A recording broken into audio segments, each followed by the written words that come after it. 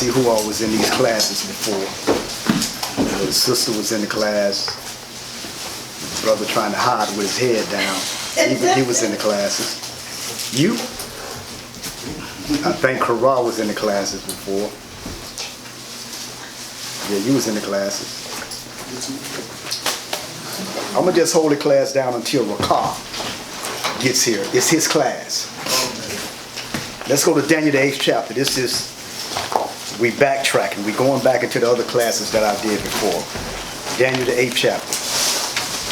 We did this 2 weeks in a row, right? You should have took notes. Matter of fact, I gave you a test on this. Now, we have the feast day Hanukkah coming up next week, right? Right? Someone says only a few people know that. Now,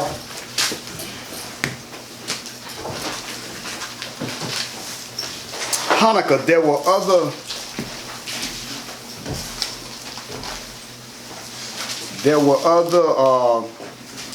names for the feast of Hanukkah. Brothers and sisters that was in that class, raise your hand and give me the names of the other names of the feast of Hanukkah. It was called about 4 other names.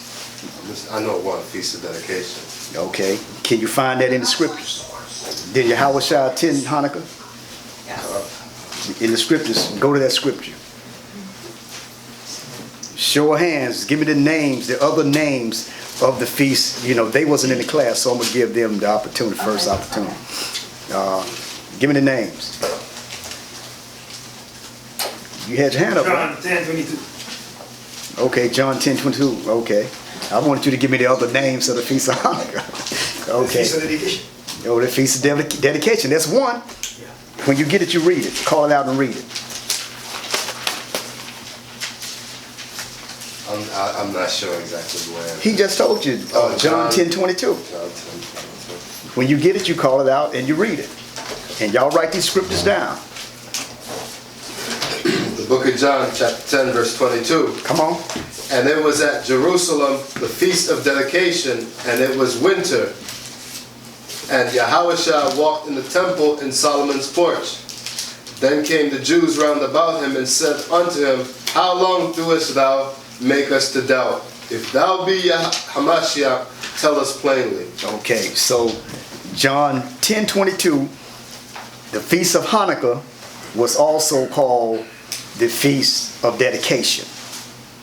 Now, the Feast of Hanukkah, Feast of Dedication. Now, give me the other 3 names. What about this side? Kara, come on. Feast of Lights. Okay, that's another one. That's 3, right? Hold on, let me write this down.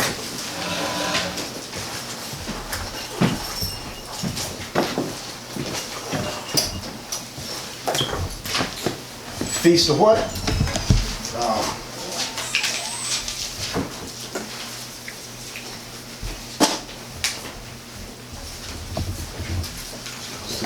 Too good.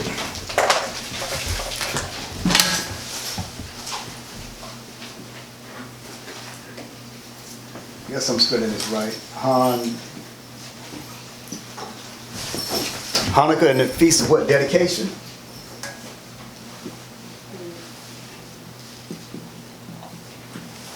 And the Feast of Lights, right? 2 more. Give me 2 more. Now let's go over on this side. Y'all had your hand up? Come on, Sharon. You was in that class.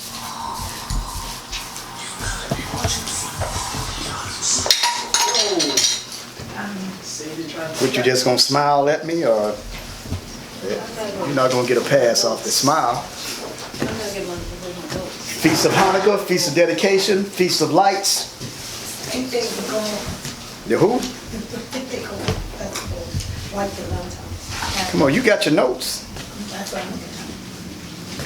You was in the class, brother. Where your notes at? I got the last one. I know dedication of lights. I got the last name. It ain't no dedication of lights. The Feast of Lights. Feast of Dedication. What about, now, how did the Feast of Hanukkah come about? What family was battling the Greeks? What family? What tribe were they from? And what was the name of the family that was at war with the Greeks to rededicate the temple, to cleanse the temple and cleanse it for the Most High? What family, what brothers was at war? You know, along with the other army, along with the Israelite army. But what brothers were the main warriors of the army? What was their name? Come on, Shanya. Maccabees. The Maccabees. It's called the Feast of Maccabees. Okay?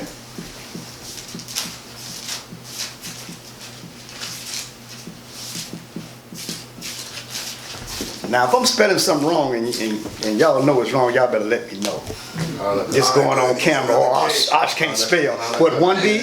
Hanukkah has another K. Okay. Where? Next to the K, in front of it. Okay. All right, see, y'all sitting there, look, I ain't said nothing to me. Take off one of them B's off of Maccabees. Okay, now everybody talking. Take off. And take off a B in Maccabees? Yeah. Y'all just gonna be there and look at me and I can't spell with it down. They're gonna say, take that off. You got too many. Okay. Give me another name. It's similar to lights. Illumination. Feast of Illumination. Because of what? All the lights.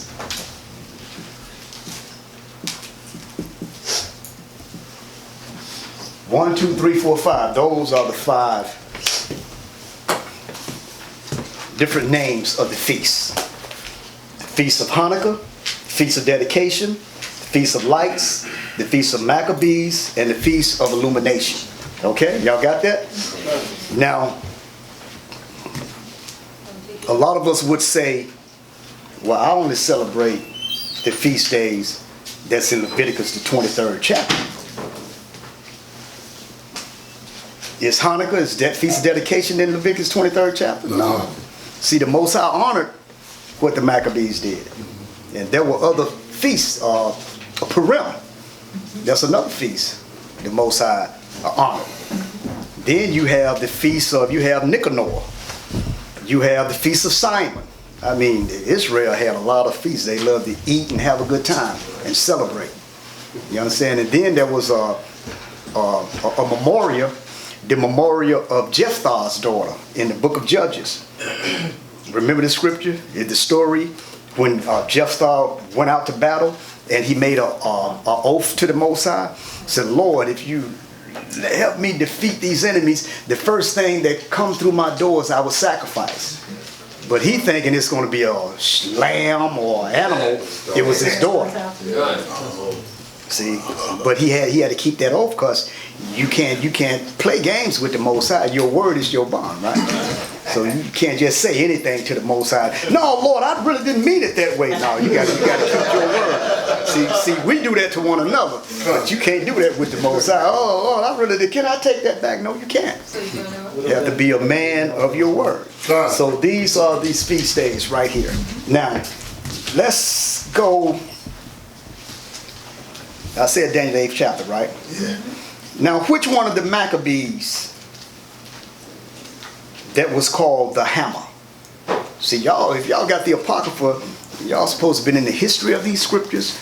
Y'all supposed to have been in the book of the Maccabees. Y'all supposed to have been in the book of Ecclesiasticals, the book of Ezra, 1 and 2.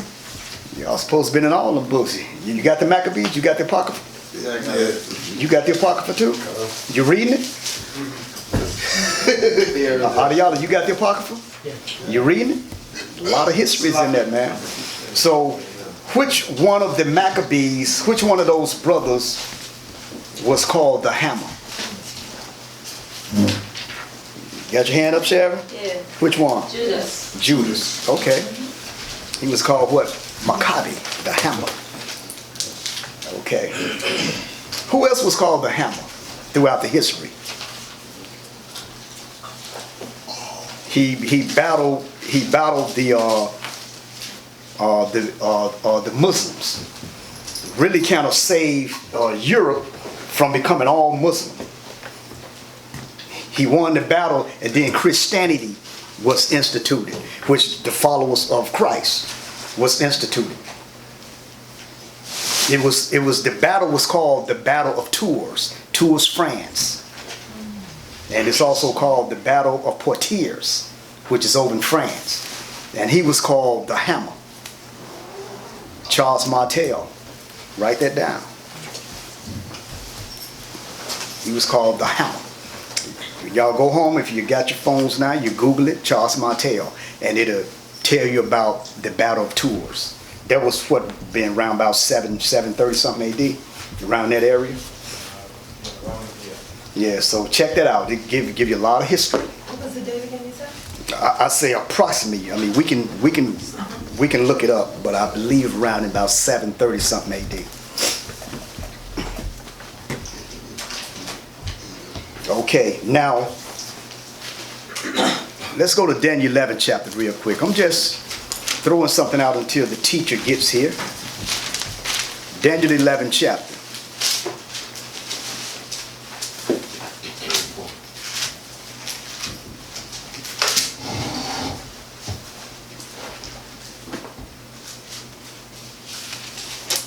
Now, when you read in Daniel the 11th chapter, it speaks about the kings of the north and the kings of the south. Y'all read that? Raise your hand if you read that. Y'all never went into Daniel 11 chapter? Now, who are the kings of the north referring to? Give me some hands. Well, who are the kings of the south referring to? The kings of the north is referred, I know I may be going a little bit too out the way, but I taught this class a few times, and a few people sitting in here was in that class. Y'all not giving me no answers. You got your notes. Was it Ptolemy of the south, right? The Ptolemies, I'm gonna come to you. The Ptolemies were the kings of the south, right? Yeah. Now, who are the kings of the north? Antiochus? No. What was Antiochus? What dynasty was he a part of? He's one of them. The Greek, right? Okay, he was Greek, but what dynasty was he a part of? Alexander. One of Alexander's generals formed that dynasty after his name. Can you name Alexander? If you can name Alexander's generals, then you can come up with the name of the dynasty. Come on, sister. Seleucus. It was the kings of the north were the Seleucid dynasty, and the kings of the south was the Ptolemy dynasty. Right. And the reason that they was called the north and the south, because the Seleucids was up in area of Syria. Ptolemies were ruling over what? Egypt. And Israel, the land was right in the middle. Syria was north, Egypt was south. So they was called, according to the scripture, kings of the north and kings of the south. Okay? But you got an answer for this? I don't need a comment. I need answers. The spelling for Seleucus. Seleucus, S-E, let me see. L-E-U. Let me write this down.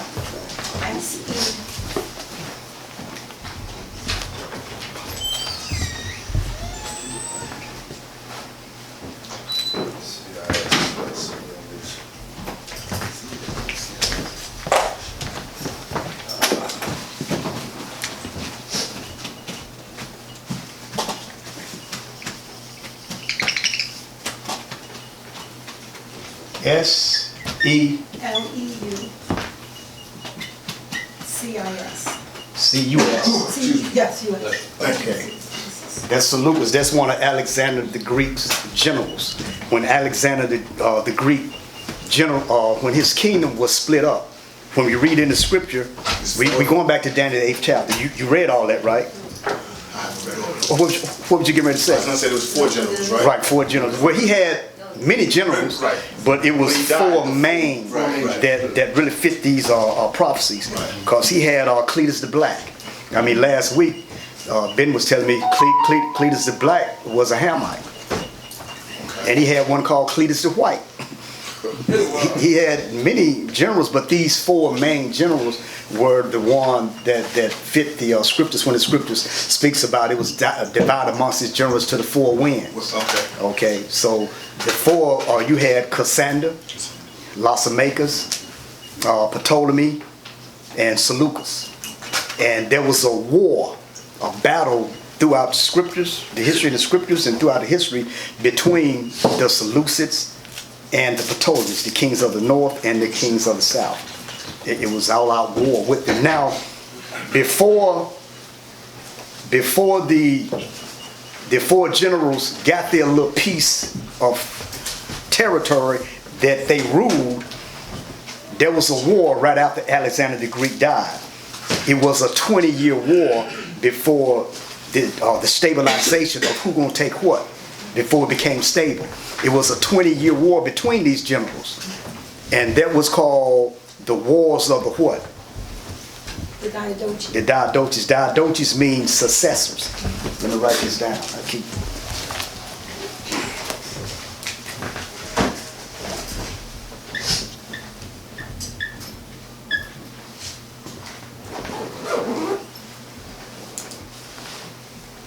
And what did you say? Oh, successors. It means successors. I mean, what I got on this board, write it down and go look it up, because you'll get more information than what I'm just giving you. And then you come back to me and say, look, Arch, this, and then I can build. I can add to my arsenal. Okay? Now, the territories. Let me see if I can get that.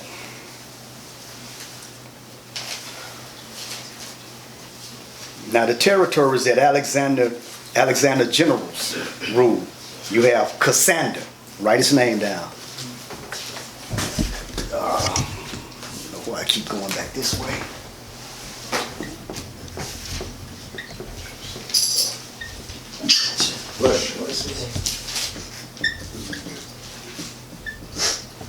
Cassander, Greece. Write it down. Because look, my class is next week. Look, you're in this class, I'm going right back over this. I might not. If I don't, I'm going to something else. It's definitely going to be a test. Okay, right after that class. Okay, Cassander, Greece, right? And Lysimachus.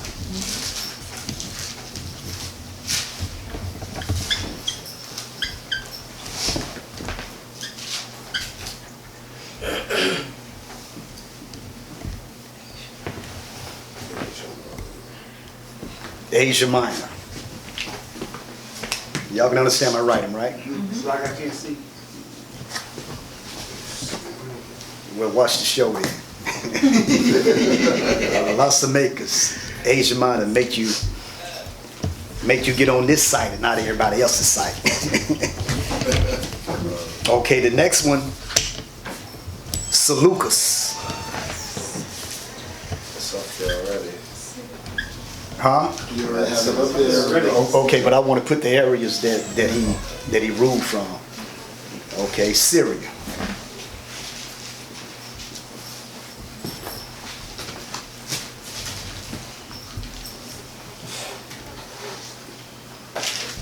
And the Ptolemies.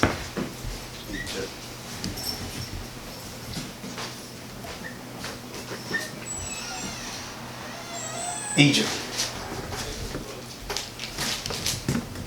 The Ptolemies, Egypt. Now, the Ptolemies, y'all got this written down, right? The Ptolemies, these were Greek pharaohs of Egypt. They was white pharaohs of Egypt. You got me? They were Greeks, called themselves pharaohs, the Ptolemies. They was ruling Egypt, but they was Edomites. They was white. They were Greeks. And when you read about Cleopatra, Mark Antony, and all that, Cleopatra was a Greek. Okay, you had Cleopatra's coming out of the Seleucids, and you had some coming out of the line of the Ptolemies. Their ancestry was, they were Greeks. They was white. Yeah, yeah, go check it out. I mean, pull it up and read the ancestral lineage of Cleopatra, the seventh and so forth. Mainly the Cleopatra that was involved with Mark Antony, Julius Caesar and all that, the Edomite. Okay? A lot of people, matter of fact, a lot of brothers and sisters that's in other knowledge or other understanding think that she was black. Right. Okay, but she was a Greek. She was Edomite. Right, Ben? Yeah, and they also trust Egypt dynasty too. Okay. A dynasty under their leadership, under Their leadership, okay. See, because when a lot of brothers and sisters talk about Egypt, the pharaohs and so forth, but during Alexander time, when Alexander went into Egypt and when he died, when his leaders took it, okay, they became the leaders and so forth. Wasn't no more pharaohs after that. The pharaohs Yeah, gone. right. Gone. You know, they was taking their titles. That's at the same time they were cutting off the noses too? During that time, yeah, Okay. you can find that in the Maccabees where they was changing images and everything. Okay. Yeah. And you had, what else? Let's get ready to say something else. Okay, let's move on. Okay, you got all this, right? Because I'm getting ready to erase. Because I'm getting ready to write something else. Okay? Daniel, the 8th chapter.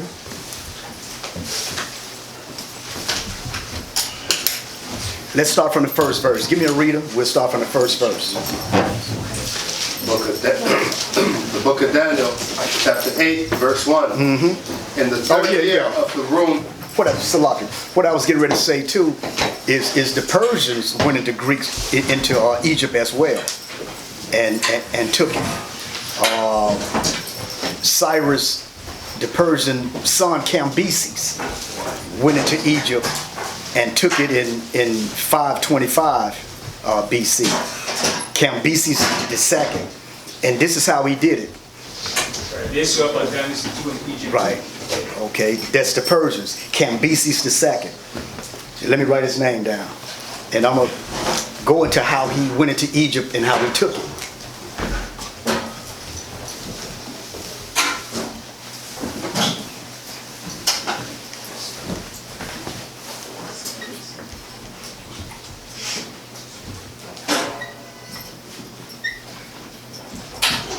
Everybody got that? Write that down and go check it out. Now this is how Cambyses took Egypt. What's that last word said? 525. 525 BC. Cambyses II, Persian. He went into Egypt and he had his army to put an image of a cat on the shields because the Egyptians were worshiping a god where they worshiped dogs, but this god was the god Bastet. It was a form of cat. Write that down, Bastet. Go look it up. You'll see an image of a cat. Spell that? So Bastet, I'm gonna put it right here.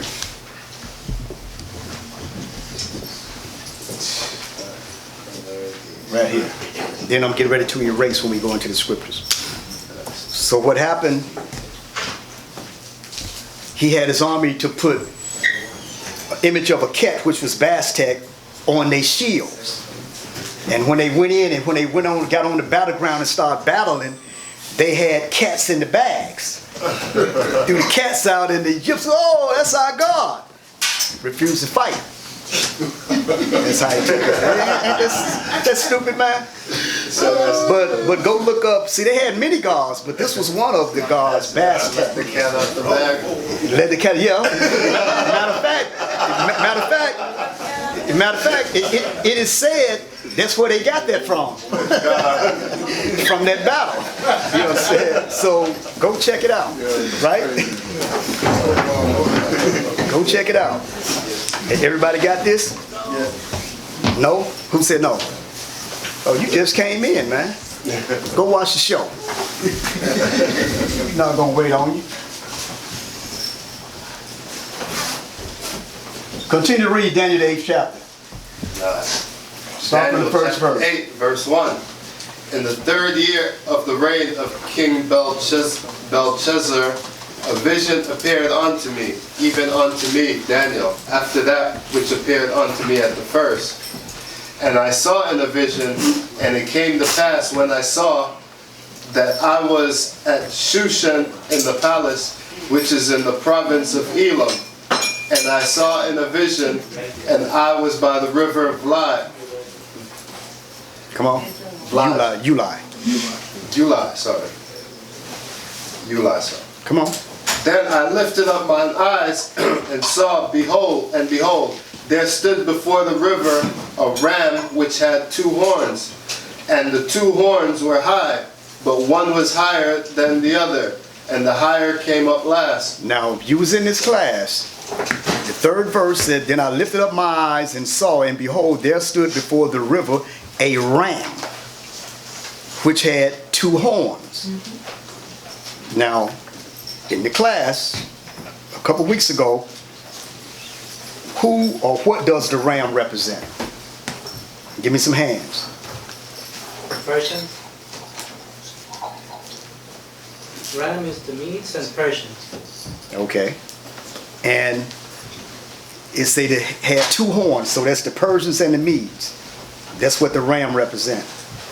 Okay? And it say, and the 2 horns were high, but one was higher than the other. It said one horn was higher than the other that was on the ram. And it say, and the higher came up last. Now, which one of the horns came up last? Out of y'all? The last one was the Persians. Right. Because the Medes were like over the Persians until the Persians overtook or rather was more influenced than the Medes. And the Persians became the sole rulers. Okay, when you read in the scriptures, you always read about the Medes. The Medes were with the Babylonians. The Medes was, merging with almost everybody. Okay, but the Persians and the Medes is sort of related too. Okay, so it say the higher came up last. The Persians came up last. Okay, but the ram is a representation of the Persians and the Medes. And in the history, it tells you that the Persian ruler stood in front of his camp or his army with an emblem, like a helmet, in representation or the image of a ram. And he wore like a mitre with emblems of a ram on it. That's in the history. And the Persian Empire, they had rams on their horns. You got me? Okay. So let's read the 4th verse. Verse 4. I saw the ram pushing westward and northward and southward, so that no beast might stand before it. Neither was there any that could deliver out of his hand. But he did according to his will and became great. Now the Persians and the Medes took down what kingdom? Babylon. Babylon. Now I don't think you was in the class. Now how did they get in those gates? I mean, they went to war with them, they defeated them, but they got into Babylon, they got into the city. You remember that history? Come on. They came up under the water. The water ducks. Came in. Okay. What was the name of the river that they were swimming under? Euphrates. The Euphrates. Because the gates of the river Euphrates flow right into Babylon. And the Persians, their armies swam in the Euphrates and came up under the gates. That's why I say 1 hour. It was like a sneak attack. They didn't know what hit them. Okay? Right? Okay. Now, where we at? Start the 4th over again so I can catch up with you. Verse 4. I saw the ram pushing westward and northward and southward, so that no beast might stand before him. Neither was there any that could deliver out of his hand. But he did according to his will and became great. Became great. Read the 5th verse. And as I was considering, behold, from the west to the face of the whole earth, On the face of the whole earth. Go ahead. and touched not the ground, and the goat had a notable horn between his eyes. Now the 5th verse said, and I considering, behold, an he-goat came from the west on the face of the whole earth and touched not the ground. He was moving very swiftly. To be moving and you don't touch the ground, you had to be doing something pretty fast. Now, what does this goat represent? By a show of hands. Alexander the Great. What does the goat represent? The Greeks. Because they was also called the goat people. Okay, now, who is this notable horn between the goat eyes? Same brother. Alexander the Great. Alexander the Greek. Okay, go ahead. Yeah. To make a note of that too, this is the beginning of white civilization at this point here. Right, right. No white rulership or civilization ever ruled before until Alexander started to rule. Alexander, So yeah. all antiquities of the nations were so-called black people. Black people, that's right. Even the Medes, which looked like the Persians, were Japhetic. And when they came in, brother, when them Greeks came in, when white civilization came in, they came in. They came in. Okay, read the next verse. Verse 6, and he came to the ram that had 2 horns, which I had seen standing before the river, and ran unto him in the fury of his power. It said, ran unto him into the fury of his power. Go ahead. And I saw him come close unto the ram, and he was moved with Choler against him. choler against him, Which is anger. Yeah, go ahead. and smote the ram, and brake his 2 horns, Took his horns, broke his power. Go ahead. and there was no power in the ram to stand before him. Go ahead. But he cast him down to the ground, and stamped upon him, and there was none that could deliver the ram out of his hands. So this is when the Greeks overtook the Persians and the Medes. And I'm going to give you some wars that Alexander the Greek fought. Well, I'm going to give you some wars between the Persians and the Greeks. Let's see if I find it.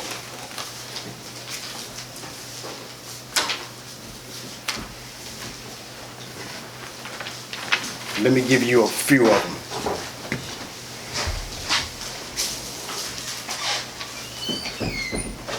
Y'all ever heard of the Battle Marathon? Yeah. But you heard it before you heard it from here? Okay, the Battle of Marathon. There was a battle fought between, they got it recorded that the Persians and the Greeks fought bloody wars. Their wars was bloody, vicious. And the Battle of Marathon, I would say, trying to get my year, I'd say about what, 490 BC, around that area. When the Greeks defeated the Persians at the Battle of Marathon, there was this individual by the name of Phidippades or Phidippades, if I'm pronouncing it right, but I'll write it down. Y'all go look it up.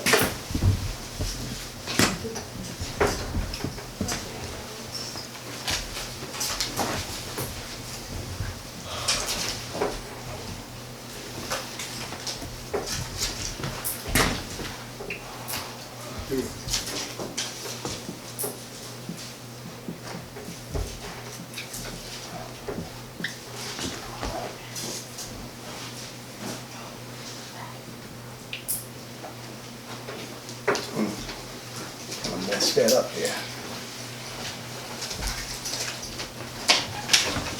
Okay. Phidippades, when the Greeks won, he ran about, what did it say, 25 miles.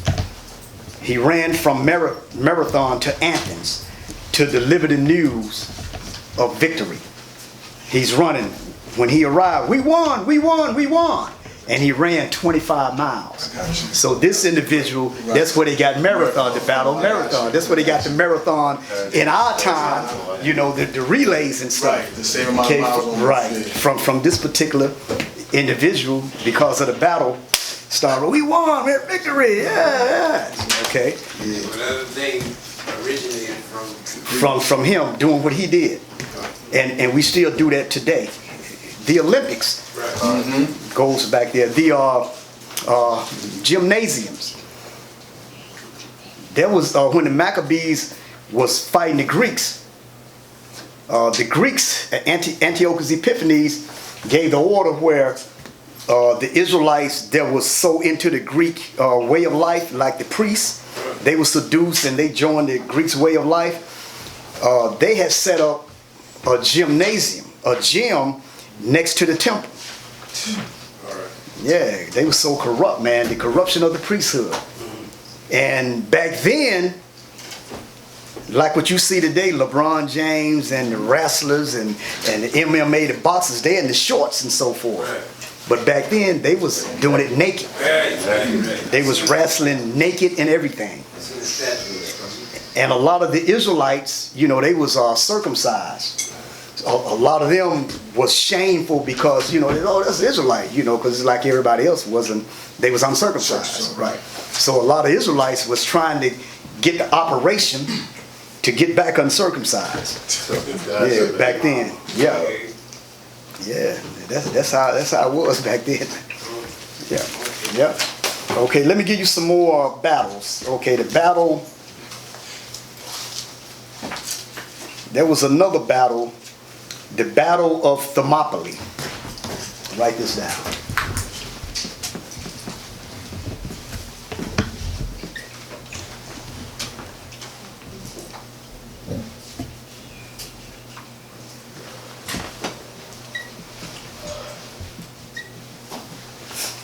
The Battle of Thermopylae.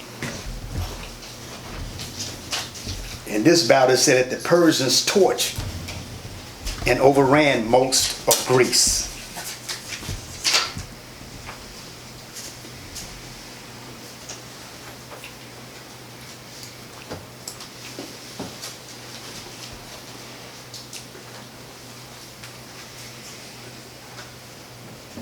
And there was another one called the Battle of Machel.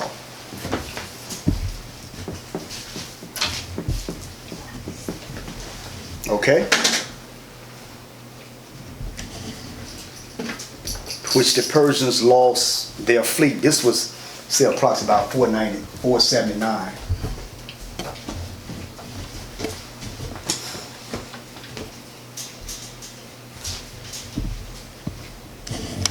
Now, I believe this battle, Thermopylae, was when the Greeks had an alliance with a lot of the Greek states. You know, a lot of the other Greek countries in the areas, okay? So they had an alliance with a lot of Greek states. And some of those Greek states were Israelites. Because the Spartans merged with the Greeks in this battle. And remember the movie 300? You remember Leonidas? Okay, now when you read in the Apocrypha, not your Apocrypha, not the Apocrypha you have, but I have an Oxford Apocrypha. When you read about the Laodiceans, they wrote a letter. It was a letter that was written to the Maccabees and the Lacedaemonians. It read that we are brothers from the stock of Abraham. So now, but when you read in the Oxford Apocrypha, it say that we are brothers, we are the Spartans. Yeah. So the Israelites were the Spartans at that time. When you read about the Greek states, Leonidas, and so they was fighting Xerxes, the Persian ruler. If you've seen the movie 300, when he took the spear, threw it at Xerxes, I think it hit his ear a little bit. It's like great fighters. Yeah. World-renowned fighters. 300 terrible warriors. Okay, but in my Oxford Apocrypha, it reads, it don't say the Lacedaemonians, it say the Spartans. Okay. Okay, let's get another war. Let's go into the Battle of Salamis.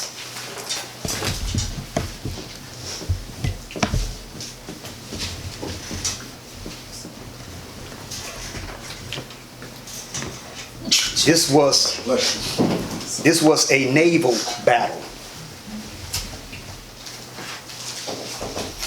Okay?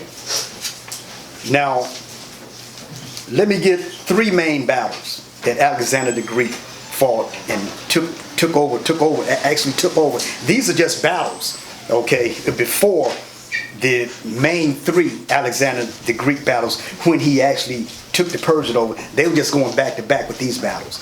But it's more battles, okay? But I want to give you the main three, Alexander and the Persians. Number one was the Battle of Granicus River. Granicus River.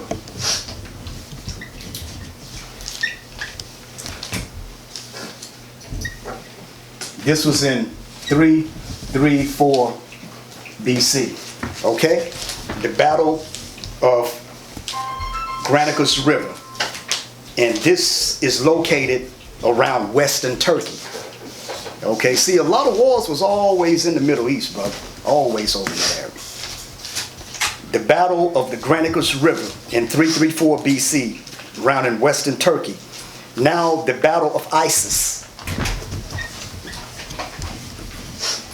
around in 333 BC. Okay, which would be in southern Turkey, close to Syria, okay? Now the battle, you can see it, Sharon? Yeah.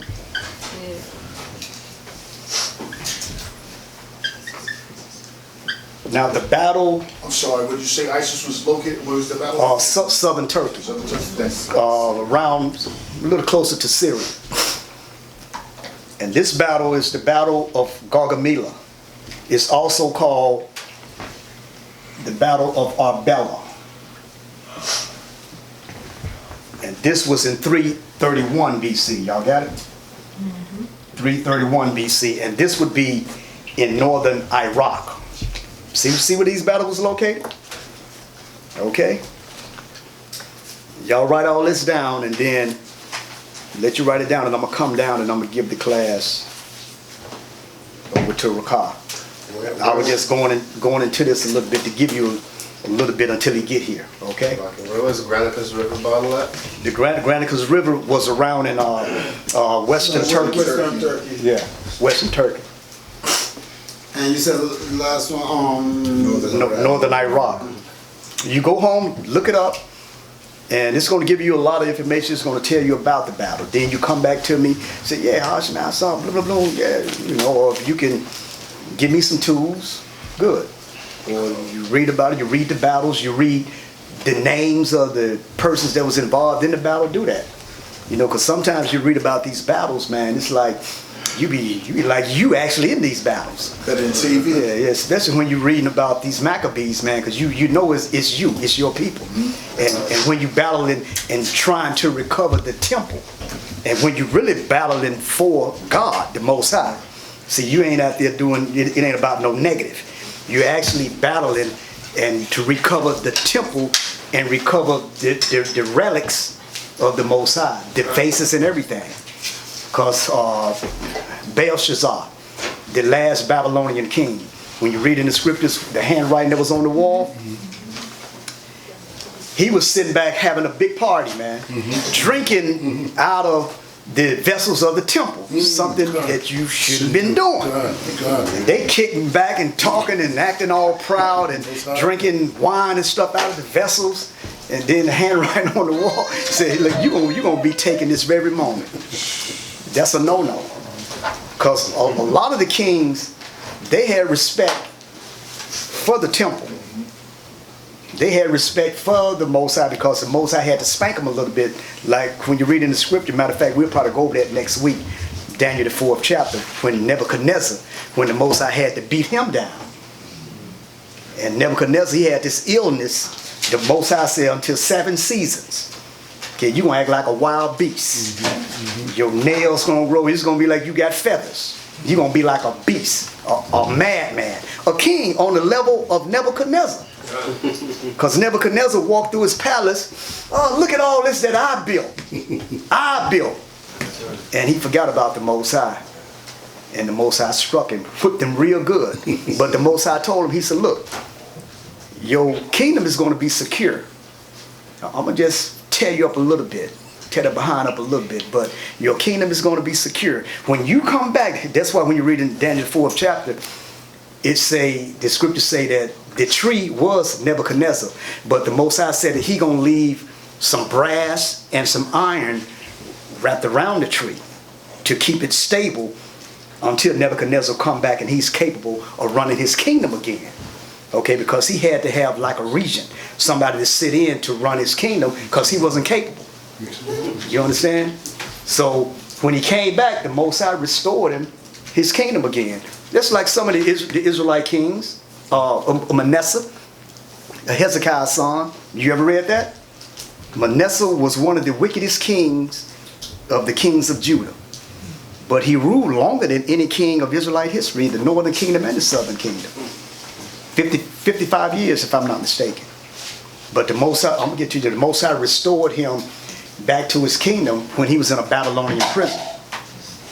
He said, if you can read his prayer is in the Apocrypha. It's called the prayer of Manasseh.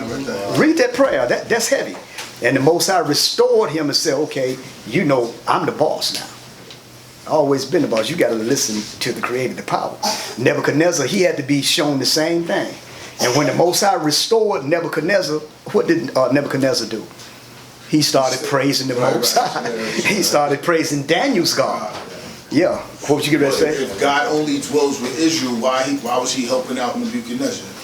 Just to show examples. It's just like when H.O.D.C came on the scene, when he went to Israel, a lot of Israel didn't accept him or believe. But when he was doing this miracle, you had Gentiles coming up. Hey, can you heal my daughter? Blah, blah. Just said a word. H.O.D.C said, man, I've never seen so much faith. I haven't even seen it in Israel. Those are just examples. See? It's just like when we downtown teaching, brother. You will find a Gentile would stand there and want to eat with us, spiritual eat with us, more so than our people. And the word is for them. Our people will be the one, that nigga, blah, blah, blah, blah. They'll be the one that give you a hard time. But a Gentile will come, Okay, but the people that the Most High chose, they don't want it. And the salvation, the kingdom, all the riches is for them. But they don't want it. That's why the Gentile, look at these niggas, man. I wish I was, they got it right there. They won't take it. I wish yeah. So that's why, it's for examples as well. Because remember, the woman came to H.O.D.C.